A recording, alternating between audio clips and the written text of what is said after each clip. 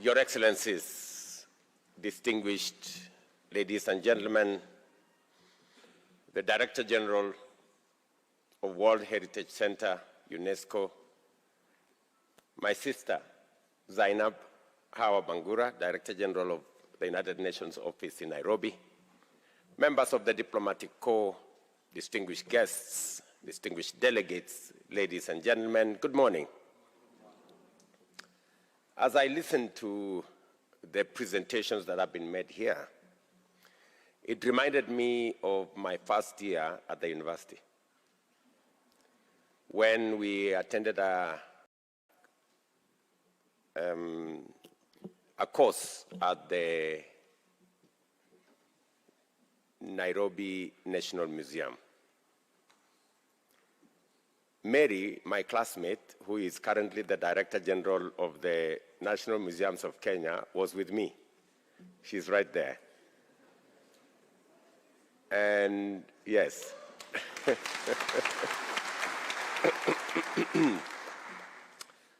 And that is why it's my pleasure and honor to welcome all of you to Kenya, the cradle of humankind. It is not by chance or accident, ladies and gentlemen, that Kenya is globally recognized as the home of human origins, a distinction rooted in remarkable fossil discoveries of early humans found right here in Kenya. In December last year, we marked 40 years since the discovery of the Turkana boy, the most complete early human ancestor ever recovered, 1.6 million years old. This fossil, housed at the National Museums of Kenya just a few kilometers from this United Nations complex, underscores Kenya's status as a global center of human history. Kenya also stands proud as the custodian of 8 sites inscribed on the prestigious UNESCO World Heritage Site list. I am especially pleased to note that the Gigiri National Monument became the latest addition following its inscription last year. Alongside Gedi, we have the sacred Kenya and Kaya Mijikenda Forest, Lamu Old Town, Fort Jesus, Thimlich Ohinga Archaeological Site, the Kenya Lake System in the Great Rift Valley, Lake Turkana National Park, and the Mount Kenya National Park and Natural Forest. Together, these extraordinary sites embody Kenya's invaluable contribution to humanity's shared heritage. This conference marks the culmination of a journey that began in 1972 with the adoption of the Convention concerning the protection of the world cultural and natural heritage. Our presence here reaffirms our shared commitment to identify, protecting, conserving, and passing on our cultural and natural heritage to future generations. This distinguished gathering has drawn global attention, bringing together heritage experts, practitioners, diplomats, policymakers, scholars, and community leaders to exchange research, experiences, and insights. I'm informed that the chair of the Kaya Council of Elders is in our midst. It has served as a dynamic platform for deep reflection in the many dimensions of heritage and authenticity and their implications for implementation and future of global normative frameworks such as the World Heritage Convention, particularly within the African context.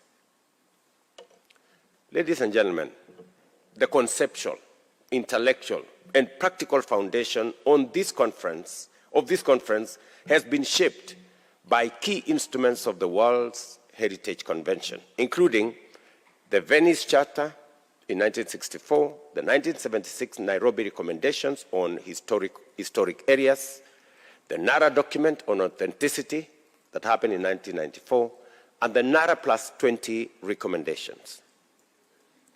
This conference also is a successful culmination of historic meetings on the African continent that have advanced the development of African culture and natural heritage and informed the evolving interpretation of one very important thing: authenticity. This includes the experts meeting on African cultural landscape in Tiwi in Kenya in 1997, the Great Zimbabwe Experts Meeting on Authenticity and Integrity in an African Context in the year 2000, the 2003 ICOMOS General Assembly and Symposium.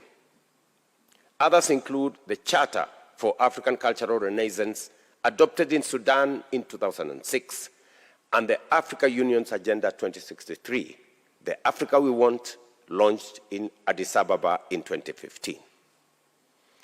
Ladies and gentlemen, Africa's cultural and heritage and natural heritage and its listed properties under the World Heritage Convention are truly breathtaking and extraordinary. They range from Kenya's historic town and archaeological site of Gedi to Angola's Mbanza Gongo, the royal court of Tiabele in Burkina Faso, the rock-hewn churches of Lalibela in Ethiopia. Other notable sites include the Pleistocene occupation sites of South Africa, the island of Gorée in Senegal, the Medina Otuan in Morocco, and the Mosi Tunya Victoria Falls of Zambia and Zimbabwe border. Yet, current heritage management approaches often fail to align with African cultural contexts, revealing a disconnect between international frameworks and local realities. Although Africa is home to 147 World Heritage elements representing just 12% of the global total, it also has the highest number of sites listed as World Heritage in danger. These disparities expose deep-rooted systemic and conceptual inequities shaped by long-standing imbalances in how heritage is defined, whose stories are told, and which cultural values are deemed globally significant. At the heart of this challenge is the interpretation and application of the concepts of authenticity and integrity, core criteria for World Heritage inscription. Historically, developed in academic traditions outside Africa, these concepts, as codified in documents such as the 1964 Venice Charter and the 1994 Nara document, tend to prioritize material continuity and original form.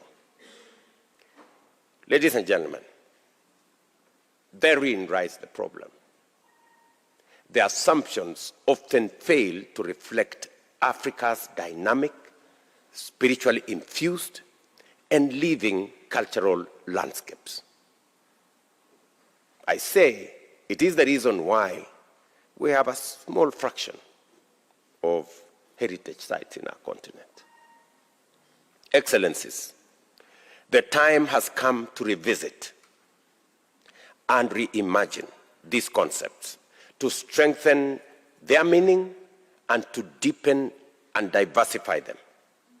We must ground them in Africa's philosophical, spiritual, and cultural realities. These perspectives are consistent with the principles of the Nara document on authenticity, which affirms that judgments of authenticity must reflect cultural context. As emphasized through the 2025 Nairobi conference, African heritage is plural, is dynamic, and community-centered.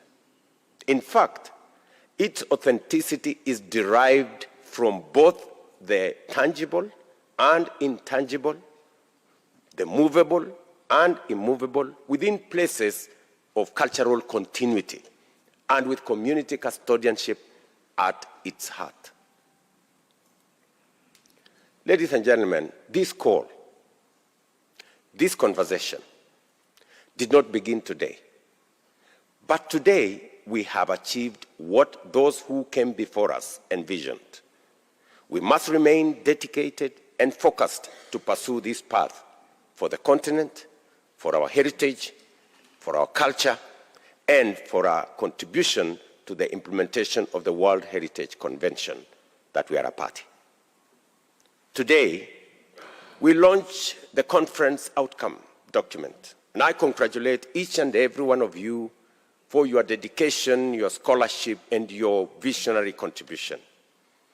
The outcome document reflects the depth of African perspectives and sets a forward-looking agenda for enriching the global understanding of authenticity of heritage.